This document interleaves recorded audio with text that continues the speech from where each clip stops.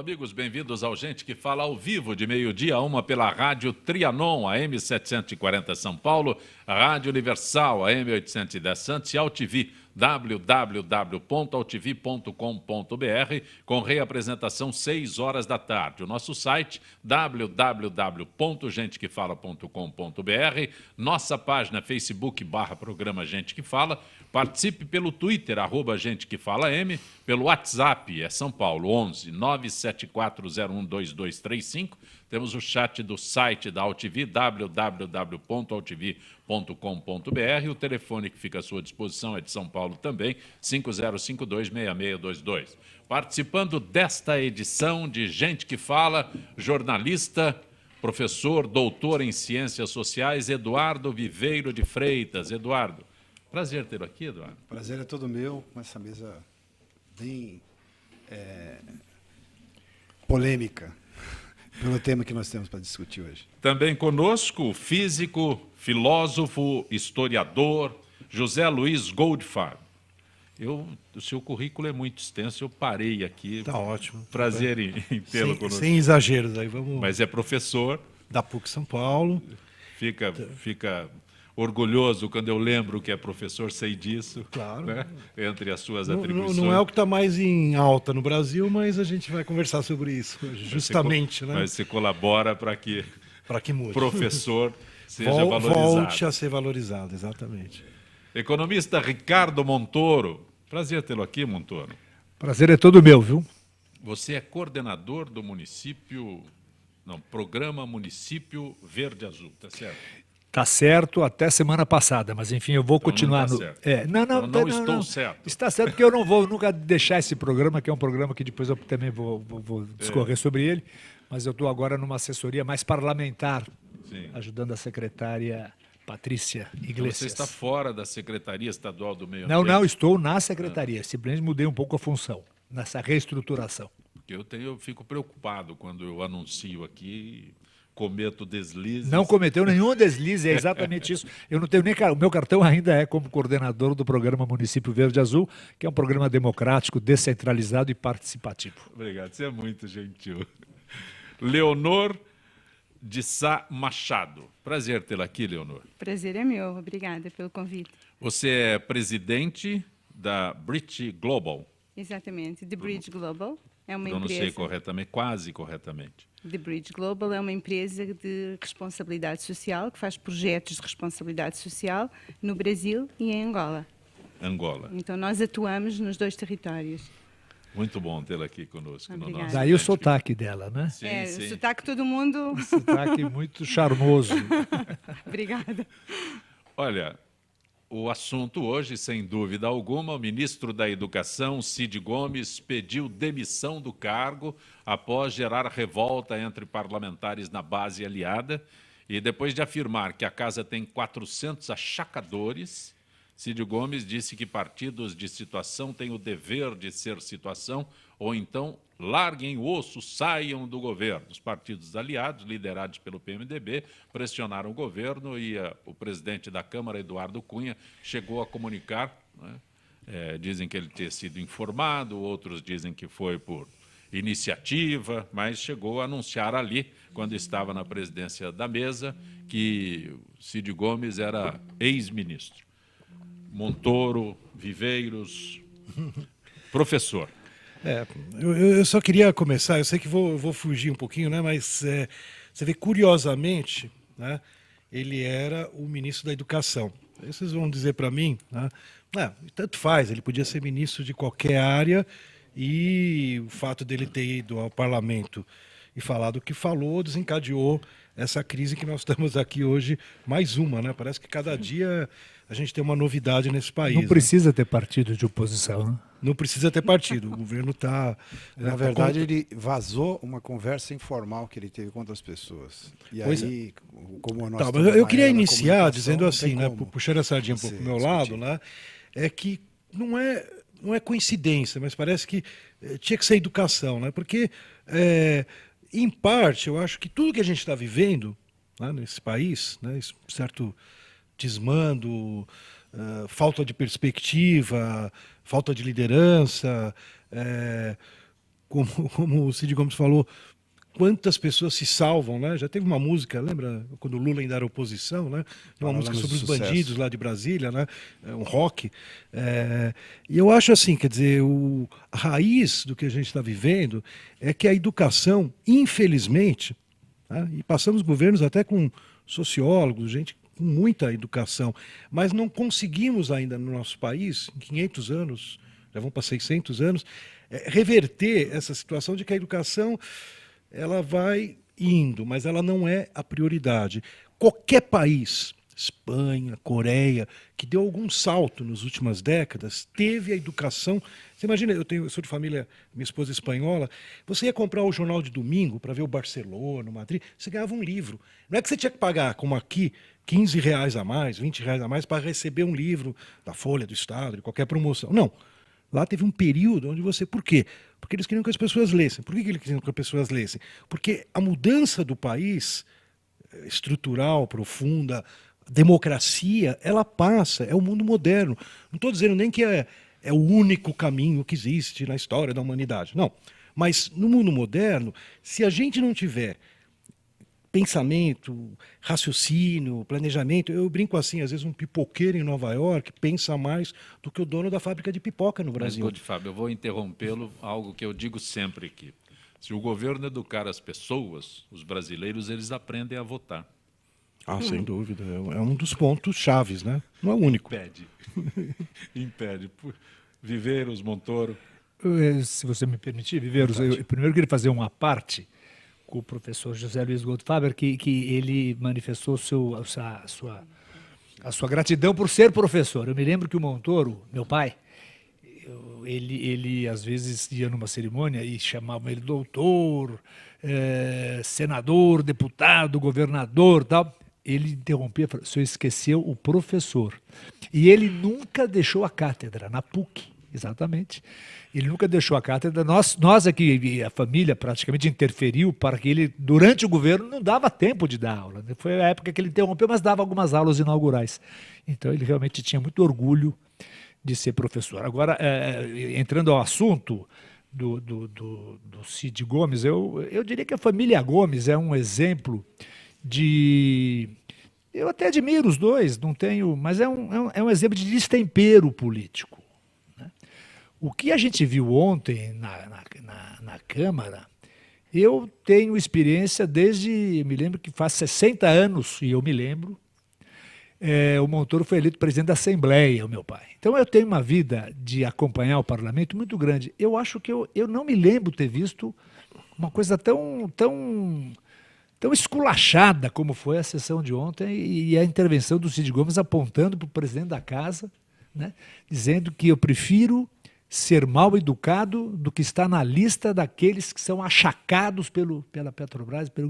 É muito grave na casa no parlamento brasileiro, que deveria e deve representar, ser a voz do povo brasileiro, existir esse tipo de debate mal educado. E esse tipo de debate, sim, é mal educado, não leva a nada, a não ser uma satisfação própria de jogar para fora o seu estilo raivoso, uma coisa que eu brinquei, evidente, eu tenho o maior respeito pelo governo, embora seja oposição, mas não precisa de oposição nesse país, porque é todo dia um escândalo, todo dia. O que houve ontem, um ministro da Educação fazer o que fez no Congresso, e ele era ministro quando foi no parlamento e fez aquele destempero, o Cid era ministro da Educação, saiu de lá e pediu demissão. Talvez já tivesse pré-combinado, mas ele foi como ministro, né?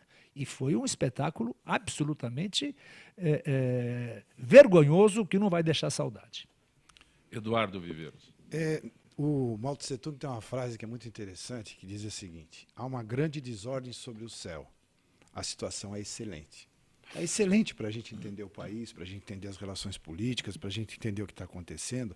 E a reação corporativa ontem no Congresso, as acusações que o Cid Gomes fez, e por incrível que pareça, né, dentro desse governo tão dividido, tão fragmentado, nesse momento, e em alguns momentos até parado, inercial, você tem uma situação que dá a oportunidade para um político como o Cid Gomes falar a verdade, sair como o vilão da história e provavelmente se descolar dessa situação política atual e ficar como a família Gomes, como o Cid Gomes faz, como franco-atirador, né? O Cid Gomes tem artigos na revista Carta Capital, não sei se ainda tem artigo, o Ciro. E ele ataca o próprio governo, faz críticas até pertinentes, né? Mas no estilo que um autor aqui bem destacou, que é destemperado, agressivo, etc., né? Então, fica uma situação interessante, porque assim, ninguém está mentindo. Todo mundo está dizendo a verdade, né? Mas a visibilidade que a política está tendo para a sociedade, e isso a mídia tem o papel claro de fazer, de mostrar, é a visibilidade mais negativa que nós já tivemos nos últimos anos, nos últimos tempos. Então, vamos esperar, ver se essa situação excelente propõe, dessa situação excelente, saiam propostas que façam uma mudança qualitativa, uma reforma política, por exemplo. Nós estamos numa berlinda, na verdade, né? Porque acho que essa radicalização da situação, ela tem um foco na investigação do Lava Jato, né? Quer dizer, nunca se expôs... Que nome infeliz esse Lava Jato numa época que falta tanta água no país. Né? Isso aí mesmo. É muito feliz. É uma piada. Mas, de qualquer maneira, né? Quer dizer, a gente tem uma investigação que envolve empresários, né? Grandes empresários. Incrível imaginar, a gente tem na prisão hoje pessoas, na brincadeira aí do mundo que a gente vive de bis, né? São pessoas não são milionários, né? São bilionários, né? Outro dia perguntaram lá para um dos diretores da Petrobras: você está falando em real? Ele falou: não, estou falando tudo em dólar, né? Ainda mais agora que a diferença é grande. Então, essa realidade que a gente tem de uma investigação onde tem empresários, onde a gente tem agora algumas semanas, por isso aconteceu essa situação, a gente tem os políticos, né, incluindo os presidentes da casa. Quer dizer, vai ser muito dura a condução, porque qualquer momento tenso, o cara vai falar: mas você, tá certo? Você, quem é você? Né? Quem é o presidente da Câmara? Quem é o presidente do Senado? Né? Os dois, né? Os dois são investigados, né? Eles gostariam que a presidenta tivesse intervido junto à Polícia Federal para tirar os nomes. Acho que isso eles nunca vão perdoar. Mas parece, né, graças a Deus, que essa possibilidade dela tirar o nome não existe. E junto ao Ministério Público, muito menos. Exatamente. A independência do Ministério Público é total. Até aí. Então, essa investigação no Ministério Público coloca uma situação onde a gente vai enxergar claro, preto no branco, né? Dólares, quantos milhões, bilhões. Tá? Não sei se vocês viram, né? A presidenta, num dos discursos aí que gerou tanto panelaço, acho que ela deve estar em conluio com a empresa de panela, né? Porque cada vez que ela vai ao público é um panelaço. Né? Ela falou da idosa, né? Corrupção é uma idosa no país. Daí eu ouvi, inclusive é hoje piada nos jornais da Europa. Essa frase. Virou piada, eu vi. Eu vi não uma piada, né, mas uma ironia de que a presidenta não está muito por dentro, porque essa senhora idosa, ela deve ter tido uma filha, um filho, e hoje a neta dessa senhora idosa tem 12 anos, então a pessoa está acusando o governo do PT, que, tudo bem, é neta. Antes a gente teve, desculpa, mas outros governos que, por enquanto, a gente infelizmente tem a mesma desconfiança, né, dessas tramóias de bilhões, de propinas e tudo mais. Só que essa neta Peralta, ela extrapolou e virou uma jovem, uma adolescente de 12 anos, né, que não é mais milhões, são bilhões. Ela está chutando muito forte. Então, a questão que vai se colocar, a gente tem uma saída para isso. O Brasil pode se reinventar sem as propinas. Não sabemos, né? As empresas estão dizendo assim, o governo federal está dizendo: se a gente proibir essas empresas de executarem serviços, a gente não vai ter quem execute. Essa é uma questão. Existem empresas menores, vão abrir para concorrência externa, né? Porque os chineses estão de olho nesse mercado. Opa, os chineses estão prontos para chegar. Eles estão de olho em todo mundo. Leonor. Eu gostaria muito de fazer um comentário que vem muito na linha que o José Luís falou no início, e que tem a ver com uma coisa básica. Vamos falar de educação. Ou seja, nós estamos falando aqui, importantíssimo, de política, estamos falando do que está acontecendo, mas aquilo que eu sinto no Brasil é uma coisa extraordinária, que todo mundo fala muito, mas não se implementa. Então, há decisões importantes sobre educação. A minha experiência é uma experiência africana também. Eu tenho projetos em Angola, onde a educação é priorizada. Então, estamos a falar de países de terceiro mundo, onde a educação é priorizada e são implementados programas de educação pelo Ministério da Educação. Então, é óbvio que o Brasil tem 200 milhões de habitantes e Angola tem 20 milhões, estamos a falar de um país muito mais pequeno, mas aquilo que eu penso que acontece no Brasil é que há demasiado diálogo e pouca ação. Então, há que implementar realmente políticas que trabalhem no sentido da educação. E fazer um projeto de educação no Brasil é muito difícil. Fazer um projeto de educação em Angola é absolutamente fácil. As portas dos ministérios, dos ministros, tudo está aberto para que se implementem esses programas. Quando se tenta fazer exatamente o mesmo no Brasil, todas as dificuldades são colocadas e normalmente não se consegue fazer. Então, aquilo que eu levanto com um comentário muito simples, porque gostei da sua intervenção inicial, o facto de oferecer um livro em Espanha é verdade, em Portugal isso acontece também. O Jornal de Sábado, que normalmente vem acompanhado de um livro para as famílias, muitas vezes não é um livro, é um DVD, ou o cinema é muito importante também. Mas aquilo que eu gostaria de deixar aqui é, por favor, parem de falar do que aconteceu em termos de política, porque todos os dias tem um evento. E vamos debruçar-nos um pouco mais sobre qual é a estratégia para dar educação ao povo brasileiro. Tem mais um aqui, olha. Tudo se fala de política. Pressionada pelos protestos no país, a presidente Dilma Rousseff anunciou as medidas anticorrupção que enviará ao Congresso, entre elas criminalização do Caixa 2 e do enriquecimento ilícito de agentes públicos e prevê mais agilidade para o julgamento de funcionários corruptos. Além disso, o governo quer que a lei da ficha limpa valha para todos os cargos de confiança no âmbito federal, inclusive em estatais. Eu não sei se quando leio isso daí, olha, funcionário público, quando é admitido no serviço público, tem que entregar a declaração de bens. É assim que funciona. Quando você toma posse como professor de uma universidade pública, você tem que ir lá e entregar a sua declaração de bens. E um projeto de pesquisa. Acho que é mais um projeto de pesquisa. Isso é dele. Mas, então, são medidas aqui, né? Lei anticorrupção. Mas nós não temos. É uma basófia.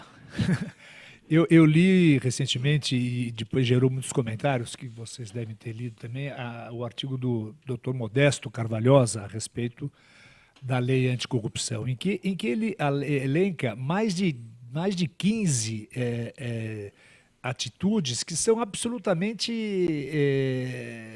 besteira. Não é verdade que está tendo uma lei anticorrupção. Essa lei é para inglês ver ou para a gente ver de uma maneira enganosa. Não existe nada de novo. Caixa 2, crime. Caixa 2 sempre foi crime, Caixa 2. Né? Praticava-se, mas não é por aí.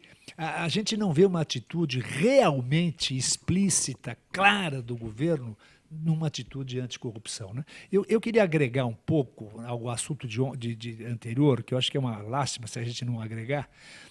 O problema é a questão da visão do político, que hoje é mal visto. O parlamentar é mal visto. Às vezes tem até receio de dizer que é parlamentar, que é deputado, que é senador. E ontem, juntamente com esse escândalo que houve, com essa briga que nada contribui para a imagem do político na Câmara, aprovou-se uma verba de bilhões para atender às emendas parlamentares. As emendas foram também aprovadas numa outra derrota do governo como sendo obrigatórias, o que me parece de um absurdo muito grande. As emendas parlamentares, cada parlamentar hoje pode destinar 10 milhões de reais aos seus redutos eleitorais. Um detalhe. E fora isso... Os novos, porque os antigos têm direito a 16 Perfeitamente. Milhões. Perfeitamente. Tem mais ainda. Então, essas emendas parlamentares, eu conceitualmente, eu sou contra as emendas. Eu acho que não tem sentido o fato de você ser parlamentar, você ajudar uma ONG. Primeiro, é uma fonte, aí nasce um pouco a corrupção, né? Então, eu acho que é muito...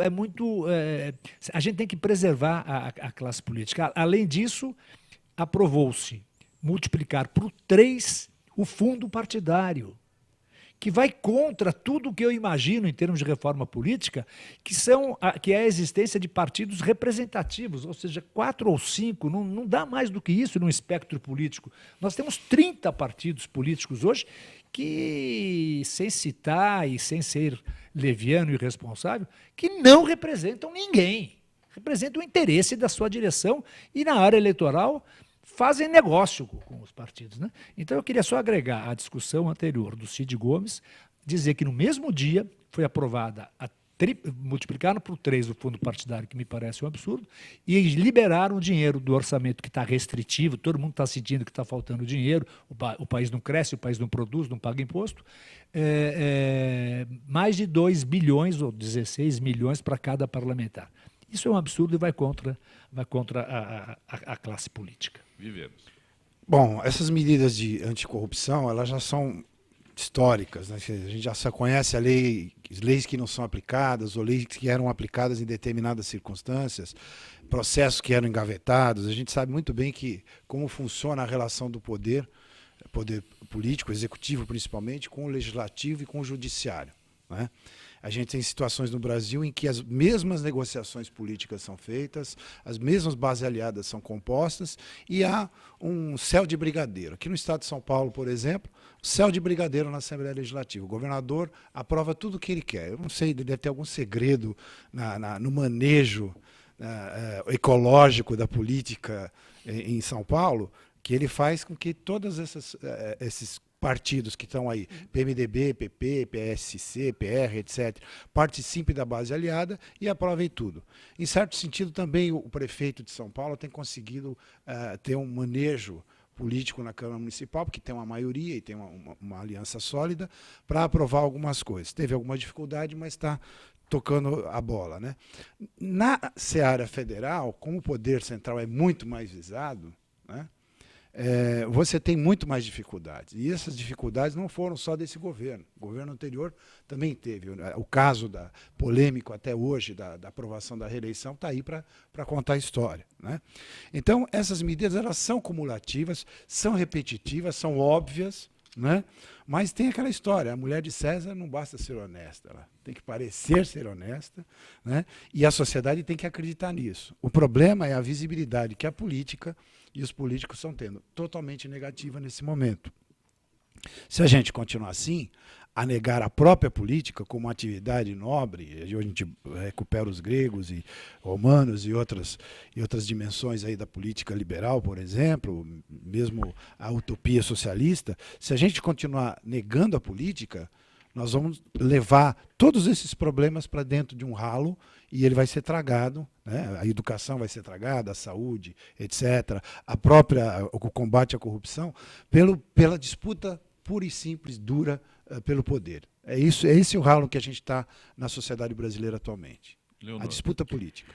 Bem, eu diria que o comentário do Eduardo sobre a visibilidade dos políticos que vai pelo ralo e que tudo o que é importante desaparece é exatamente isso que eu penso. Na realidade, há uma discussão política brutal. Quando disseram ainda há pouco que não é preciso ter oposição, porque a oposição são todos juntos, todos são oposição, às vezes dentro do próprio partido a oposição existe, como vimos.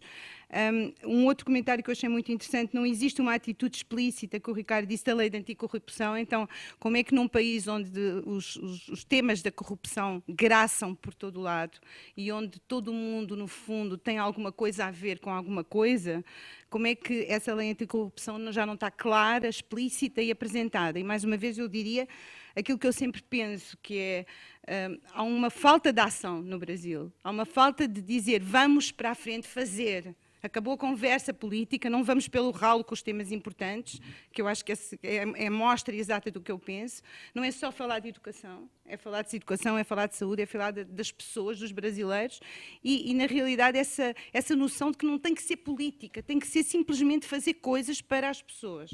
A minha empresa não é uma ONG, é uma empresa privada, eu sou uma empresária, e aquilo que eu sinto é, eu queria fazer pelo Brasil mais coisas que eu não consigo fazer, precisamente por essas limitações políticas, porque a política passou a ser o mais importante, o tema mais falado. É importante discutir o que é que cada um fez e cada um disse, mas quando vamos ver o que é que se fez e o que é que se disse e o que é que se passou à prática, não vemos muito. Agora, em termos de corrupção, há que se dar um crédito a esse governo. Foram 2.260 operações da Polícia Federal, de 2003 para cá, e mais de 3.000 funcionários, concursados ou não, de alguma maneira implicados em processos, demitidos, exonerados, Sim, é um etc. passo em frente. Né? É um passo em A frente. autonomia da Polícia Federal e do Ministério Público total. Né? Acontece que a pauta política que está na mídia é sempre negativa. É sempre. Não se coloca um outro lado. Olha, veja, também se fez isso, isso, isso. Então, falta, por exemplo, o que a gente vê no debate político europeu, jornalistas, intelectuais e políticos das várias tendências discutindo, né, como a gente está fazendo aqui. Conversando. Né? Conversando.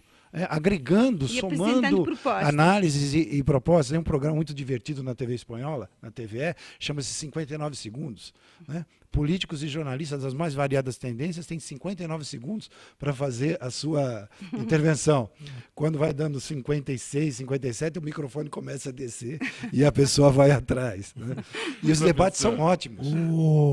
Eu acho que tem alguns pontos, eu não sei se eu estou discordando do que o Ricardo falou, mas quando você fala assim, vamos dar um crédito, porque tem 2.000 e tantas investigações. Ou é porque agora está se investigando, mas infelizmente, eu discutindo, né, na PUC, tem gente que defende, né? Tem gente, vamos dizer, que apoia o governo e que me decepcionou muito por um histórico, ético, tudo, que diz assim, se a corrupção é tão alta, é porque muita coisa está sendo feita. Você entende? Quer dizer, principalmente o governo federal, distorção. que tem, vamos dizer assim, você quer empreender grandes obras, estradas, transporte, transposição de água, enfim, tantos problemas que a gente tem, perfuração de poços, do petróleo, ou vamos para a Europa lá, os cataventos da energia eólica, tem tantas opções, mas o que está assim, você lembra, meu pai falava para mim que na época do Adhemar de Barros ele dizia, rouba mais faz, né? Não é as mesmas palavras, né, porque são meio ofensivas, mas dá a impressão que se você negocia essas negociatas das propinas, né, é porque você está empreendendo.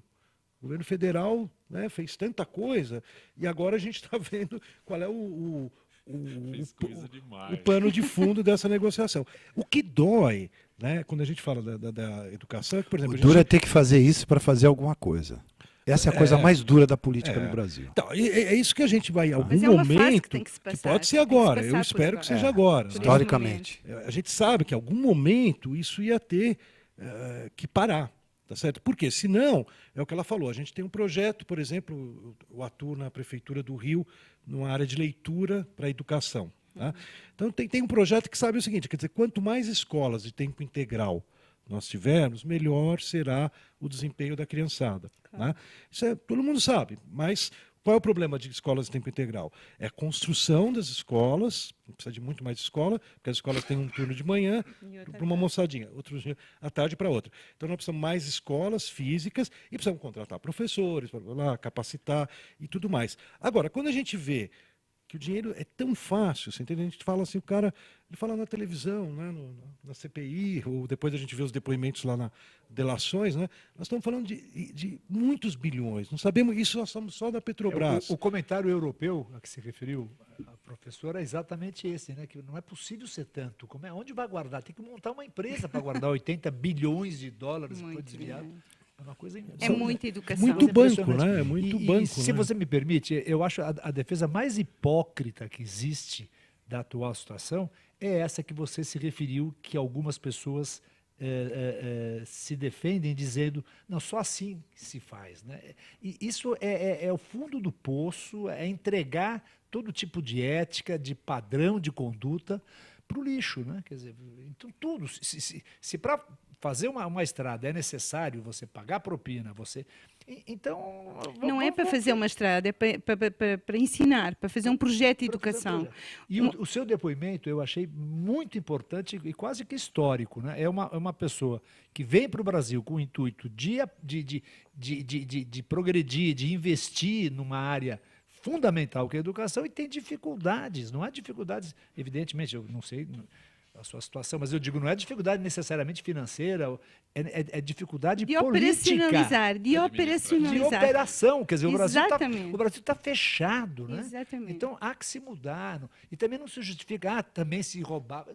Se roubava no passado, pegaram agora, então tem que punir agora, tem que ir em frente agora com o que está acontecendo. Nenhuma desculpa, nenhuma defesa será válida, serão todas hipócritas. E o pior, assim, Preciso- nós estamos preciso de aqui, estamos com instantezinho essa equipe bonita trabalhando, né?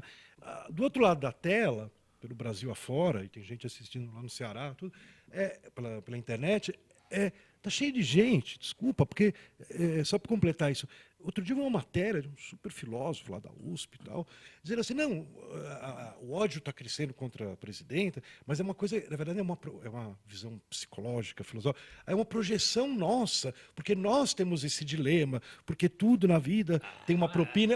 Exatamente. A população brasileira, eu trabalho em tantas áreas, né, na universidade. Não sei onde é que a censura acho que todo mundo- chega, Zé Mas a Copé. sociedade brasileira Tá não é. trabalhando, meu. A tá sociedade trabalhando, tá brasileira não suando. é corrupta? Não, Não? não, Não? não. Tem certeza? Ué, Deixa eu... você saia daqui hoje à tarde, até você chegar em casa à noite, para num café, compra um cafezinho, entra numa reunião. No com os trânsito, amigos. as pessoas transgridem a lei toda hora. Na relação com o poder, dos mínimos poderes, desde da entrada do seu prédio Tá, quanta até corrupção? o Pergunta policial pra na ele, pra estrada. ela, pra ele. A Quantas sociedade corrupções fizeram brasileira hoje? é corrupta. Vamos ver Por quanta isso que eu corrupção digo, a aqui nessa situação mesa. é excelente para a gente Você aproveitar corrompeu para ou foi fazer. corrompido hoje? De Hoje? certa maneira, não. Ontem? Não, Antes de ontem? não. Semana passada? Mas Mês passado? os alunos sempre me assediam para pedir nota, por Quanto que exemplo. nós recebemos para vir aqui no programa, o Zé Copé?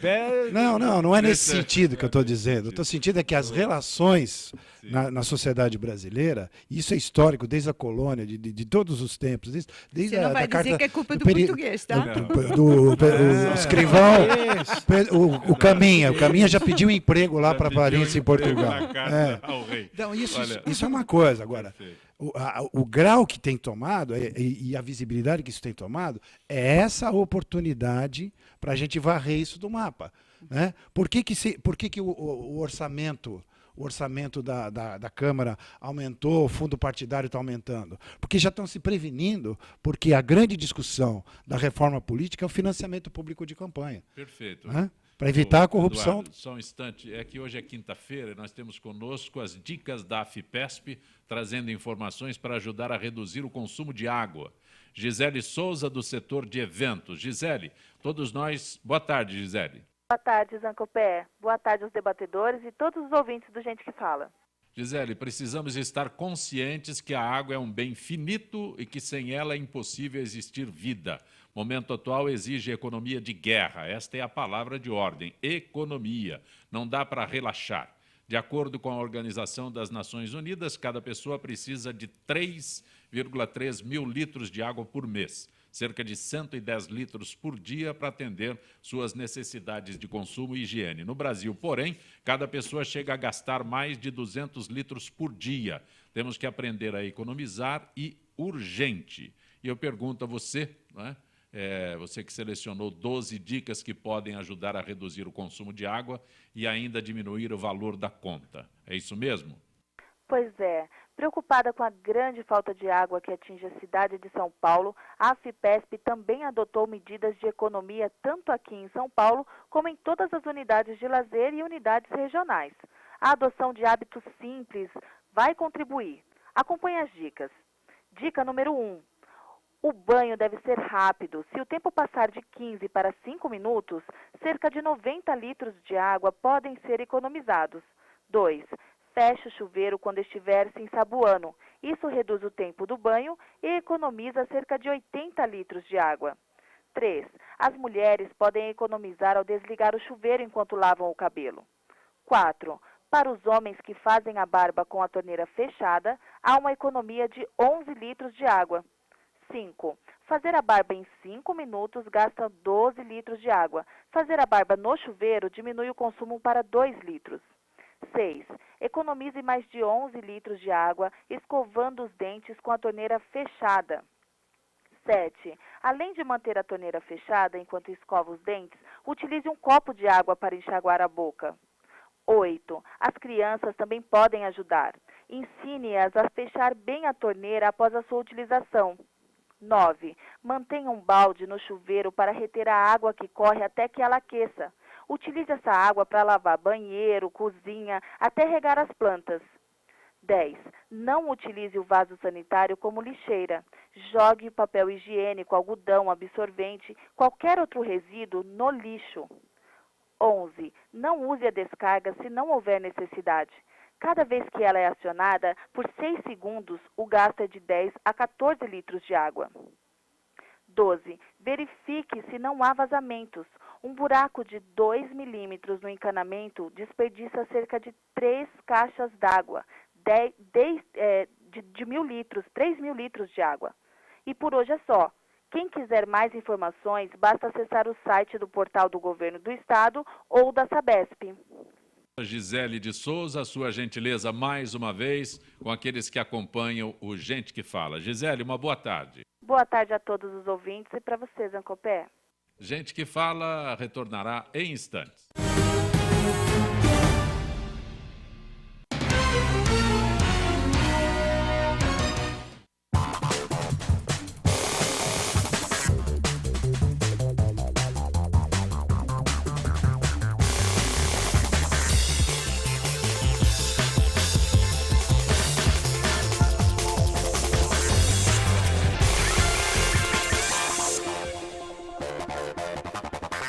Talvez você ainda não tenha ido à Câmara de Vereadores de São Paulo, porque ela fica longe da sua casa, né?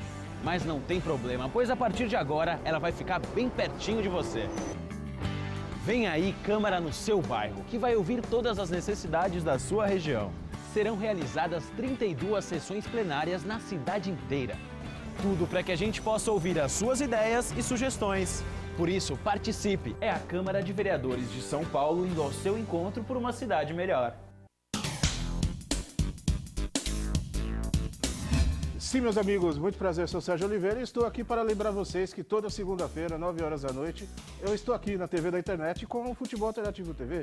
Sim, Série D, Série C, Copas Estaduais, as divisões de acesso, tudo aquilo que nenhum outro programa esportivo fala, tem a coragem, a capacidade de falar, nós falamos aqui na TV. Toda segunda, 9 horas da noite, só aqui na TV da internet.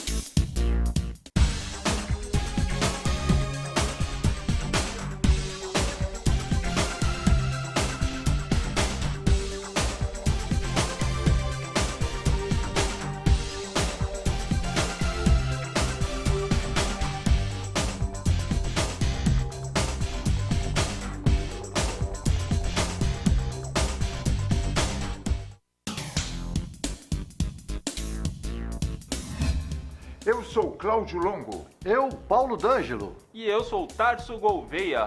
Nós apresentamos todas as terças-feiras, às 9 da noite, aqui na altv.com.br, o Família Palestra TV, um programa esportivo onde você sabe de tudo sobre o Palmeiras, aqui na TV da internet.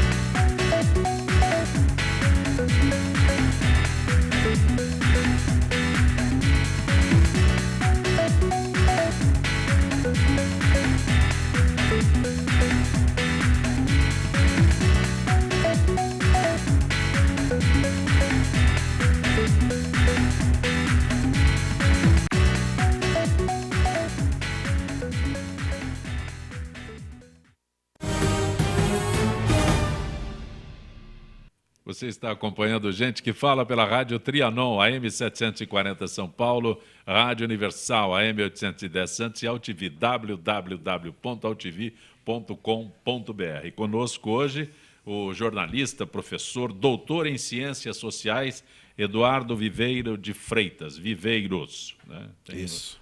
Eu cometo aqui alguns deslizes, como disse ao Montoro há instantes. Economista Ricardo Montoro, também a Leonor de Sá Machado, que é presidente da Britchell Global. E recebe a medalha Ruth Cardoso. Uhum. Quando será a cerimônia? Na próxima segunda-feira, dia 23. Sim. Fala mais um pouco dessa dessa além honraria. dos projetos de educação, eu trabalho também com projetos de violência doméstica, cirurgia reparadora para mulheres vítimas de violência doméstica. Fiz 2 projetos já no Brasil. um deles com a Sociedade Brasileira de Cirurgia Plástica, em que a The Bridge propôs à sociedade fazer cirurgias a mulheres que foram vítimas de violência doméstica através do SUS, priorizando o atendimento dessas mulheres. Nós temos mulheres na nossa sociedade que esperaram 12 anos, 16 anos para fazer uma cirurgia reparadora de uma agressão feita pelo marido, pelo namorado. Então, neste momento, o nosso projeto recebeu cerca de 1000 e tal chamadas, nós acabámos por reencaminhar 180 mulheres e tratámos já 30 mulheres. Não quer dizer que sejam 30 cirurgias, quer dizer que foram 30 mulheres. Às vezes, cada uma leva mais, tem que fazer mais do que 6, 7 cirurgias, porque estamos a falar de mulheres que levaram 20 facadas, mulheres que foram queimadas com ácido, mulheres que atiraram gasolina e pegaram fogo. Então, tem situações absolutamente dramáticas. Nós fizemos esse projeto de Bridge em São Paulo e depois houve uma continuação desse projeto para Mato Grosso e neste momento... Como as mulheres são inseridas, se beneficiam desse projeto? Essas mulheres, elas ligam para um número 0800, o projeto agora está a funcionar no Mato Grosso e não em São Paulo, ligam para um call center, acabam por criar uma ficha que é feita por psicólogos, esse atendimento depois é todo classificado, entregue para os hospitais do SUS que estão a fazer o programa e essas mulheres são tratadas e são agilizadas para passarem à frente das outras. Parabéns. Obrigada. Parabéns. Merecida a honraria. Obrigada. Maravilha. Obrigada. Professor José Luiz Goldfarb. José Luiz Goldfarb, o ciclo na Casa das Rosas discute a complexa relação ciência e arte. Pois é, essa já é uma iniciativa contra a maré, né, que a gente estava falando antes. A Casa das Rosas é um casarão dos poucos que sobraram, né? Vocês lembram, nos anos 80, aí a gente acordava e um casarão tinha... Sim. Um passarinho passou a noite ali, derrubou uma bomba e o casarão implodiu. Né? Sumia na Paulista. Na Paulista. E sobrou poucos casarões. A Casa das Rosas é perfeitamente preservada, né? É um equipamento, é um lugar lindo, é um equipamento do governo do estado.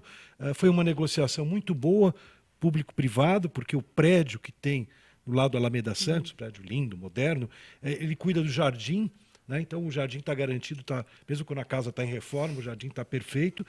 E a Casa das Rosas tem uma série de atividades ligadas à literatura, à poesia, né? Eu participei desse processo há uns 10 anos com a Cláudia Costin, quando ela era secretária, né, para reinaugurar a Casa das Rosas. E agora eu estou dos dois lados, né? Eu participo do Conselho da Casa e sou professor da PUC. Então a gente fez uma parceria para, usando aí a metáfora, assim, aqueles jardins maravilhosos, né, a gente rechear com conhecimento e trazendo professores, né, do meu grupo na PUC de História da Ciência. Todas as quinta-feiras, começamos no início de março, vamos até o final de abril, absolutamente gratuito, é uma parceria da casa com a PUC, que banca a coisa, e a gente está expondo nessas atividades, nessas oficinas, são 2 horas, né, com exposição, muitas ilustrações, né, a história da ciência, mas nessa interface que pouca gente conhece, né, entre arte e ciência. A gente pensa que a arte é uma coisa e ciência é outra. E, na verdade, como formas de compreensão da natureza. Hoje à noite, por exemplo, é uma professora formada em Jerusalém, na Universidade Hebraica de Jerusalém, em música, história da música, e depois voltou para o Brasil, ela é brasileira, Carla Bromberg, ela fez um doutoramento em história da música. E a gente vai descobrir, por exemplo, que o pai do Galileu já um pouquinho mais conhecido, né, aqui no Brasil, o pai do Galileu era um músico matemático. Você diz, como músico matemático? Naquela época, cálculo era algo aprendido junto com a música, né? E o pai do Galileu, que influenciou, né, direcionou o filho, né, tinha essa formação. E a Carla é especializada nessa fronteira entre música e matemática.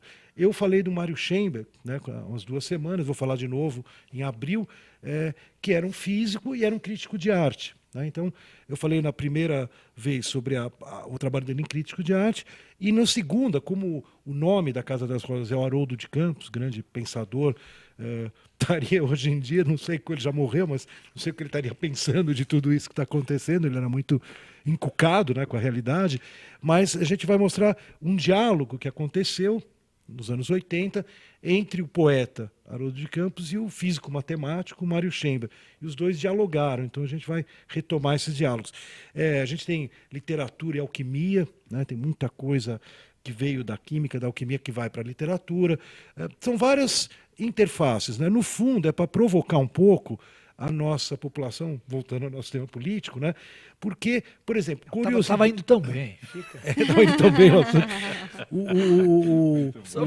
o assunto da ciência é mais um tema interessante, e voltando à nossa polêmica aí como é o brasileiro, por exemplo, nós temos alguns garotos, com pouco que já se fez em periferias, por exemplo, puxando a sardinha onde eu estou lá no Rio de Janeiro, né? O pouco que já se fez em algumas regiões de conflito, e que foram também a Cláudia Costin, que foi a secretária lá, ela trabalha... Ela é secretária ainda? Ex-secretária, ela foi para... Não, ela está no Banco Mundial, na diretoria de educação, trabalhando muito na África.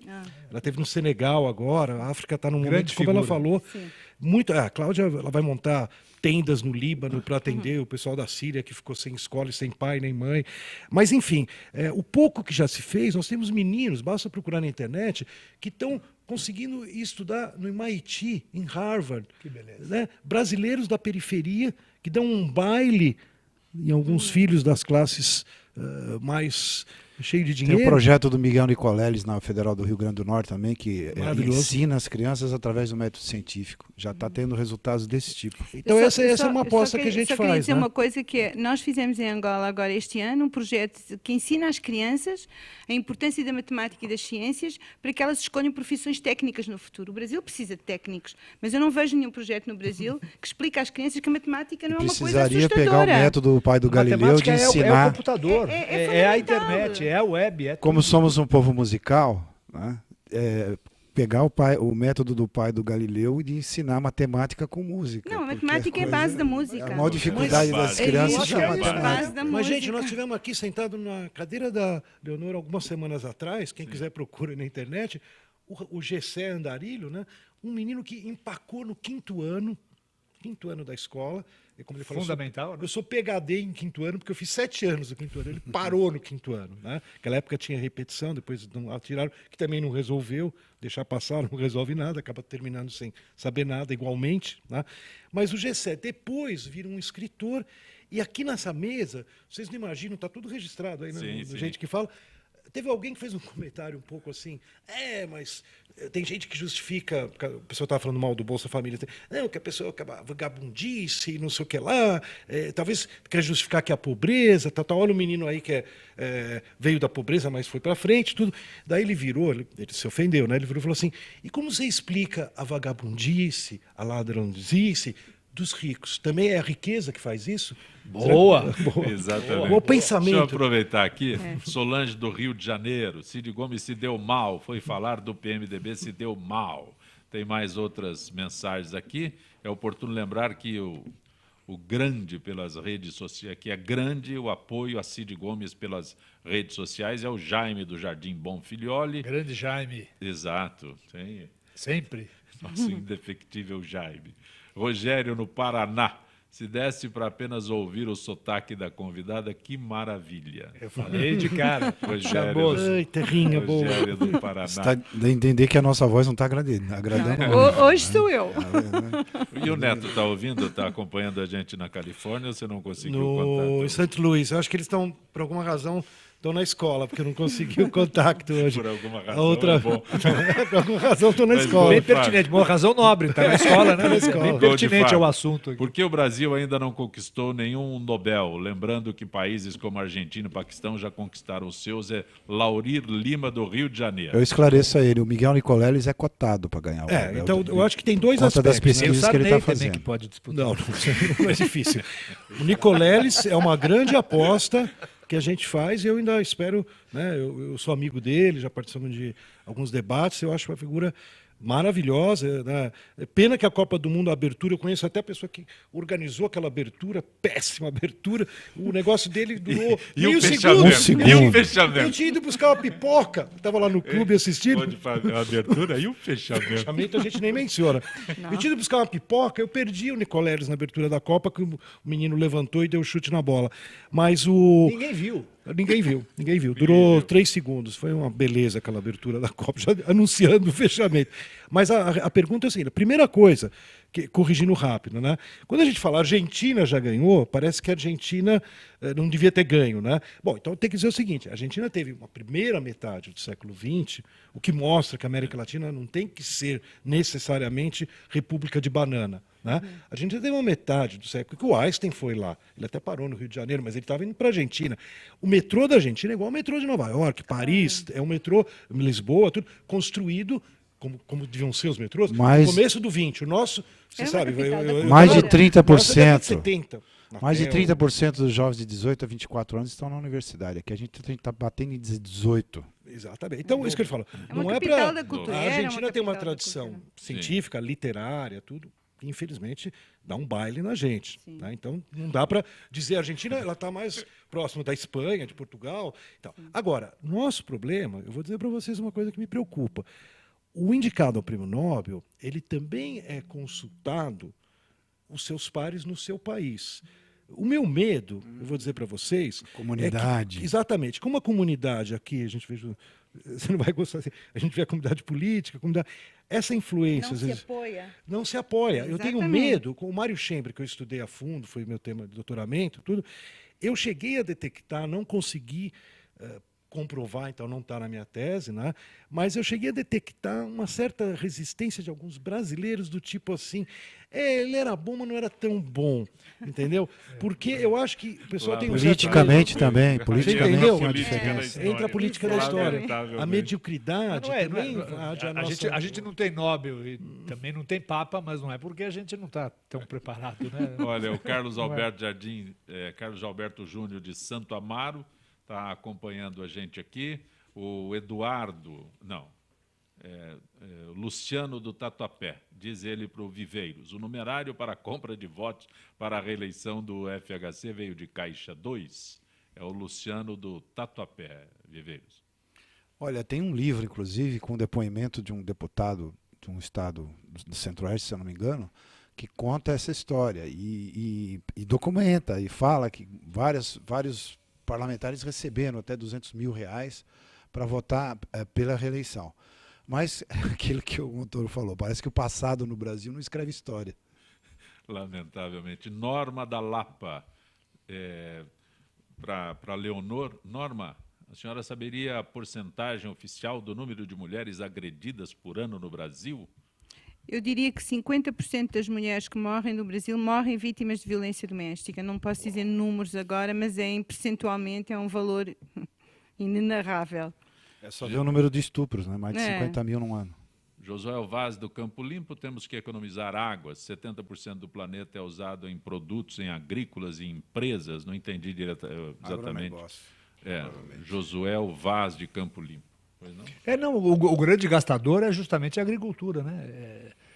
70% a 80% da água a gente tem que buscar soluções mais por aí. Nesse ponto, Israel, né, já tem até algumas regiões aqui no interior de São Paulo que eu acompanho, que têm interagido, contratado serviços, né? Porque como Israel não tem água... Eles têm uma tecnologia super de apurada. economiza, né? Que é Sim. o sistema de gotejamento. Né? Gotejamento. Eu sempre conto essa história quando a gente volta para a água, né? Questão de educação, né? Eu me lembro, a primeira vez que eu fui visitar a prima do meu pai, lá perto de Tel Aviv, né? Eu fui lavar a louça, porque ela cozinhou um jantar maravilhoso, da titia e tal. Eu falei, deixa que eu lavar aquela coisa, deixa que eu lavo a louça, né? Quando eu comecei a lavar a louça, ela levantou tremendo, assim, falou...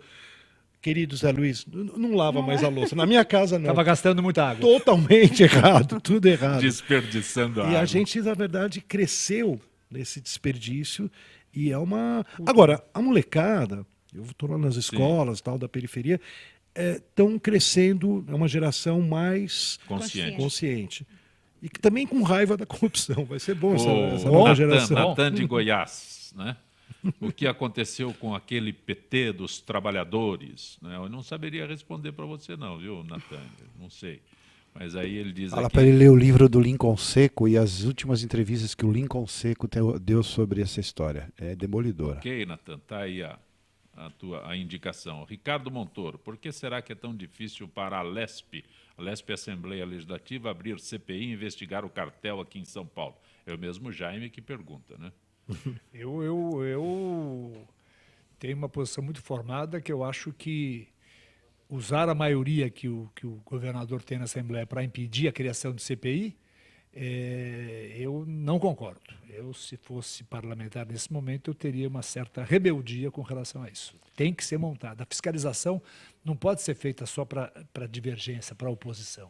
A fiscalização tem que ser para o governo também. A Lúcia diz que, Montoro, a corrupção brasileira está enraizada no Congresso Nacional. É a Lúcia que está acompanhando. E ainda a Eva do Cambuci faz referências aqui Se eu puder, em 15 segundos, quer dizer, no fundo... 59 segundos. Eu acho que a oportunidade, como o Viveiros afirma, é uma oportunidade que nós temos, a questão política, de batalhar realmente pela reforma política, né? Quer dizer, a corrupção seria muito menor, seria muito mais autêntica a eleição se ela fosse distrital, se fosse no seu espectro de conhecimento distrital, não universal, não assim que você tem que procurar voto desde o sul, desde da Ilha Solteira até Araçatuba, você ficaria restrito. Muito grande. Você ficaria restrito à sua. Isso dá um programa inteiro, mas enfim. Mas a gente volta ao problema que ele levantou. Por que não aprovam? É que nem você falou, por que não aprova a educação melhorar? Exatamente. Se a gente pensar que eles querem se manter... E quando alguém faz uma proposta de uma constituinte exclusiva para reforma política, sem continuidade dos mandatos, para que não haja vícios, né, as pessoas atacam. Então não tem como. Se você der a reforma política para os políticos que aí estão, eles vão fazer no figurino deles. Eu acho que se a população sair às ruas, eu acho que a coisa pode melhorar. Eduardo Viveiros, agradeço a gentileza de participar do nosso Gente que Fala. Eu que agradeço, é um debate muito estimulante. É um período, como disse o tal do Mao Tse Tung, né? É uma situação excelente. O tal do Mao Tse Tung. O tal, né? Do passado. Grande Mao Tse Tung. Obrigado. A tua situação é excelente. Estava com saudades, Zancopé. Que bom.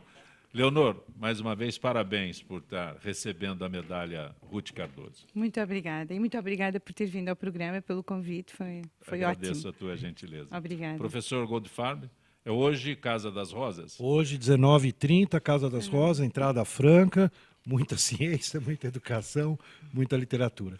Muito grato por ter vindo. Gente que Fala tem na direção-geral o jornalista Fausto Camunha, diretora de produção Zenilda Salvato, redação Raela Brandão, Pedro Schiavon, na pauta José Carlos Sicarelli, na produção cultural Ricardo Godoy, na rádio Trianon, Neildo Neres, Cléo Rodrigues, Ricardo Valim, Benê. Na direção da UTV, Alberto Luchetti, na técnica James Eduardo, Marcelo Fontan, Iago Matsumoto, Sérgio Oliveira, Arthur Endler. Estaremos de volta amanhã, meio-dia. Gratos, até lá.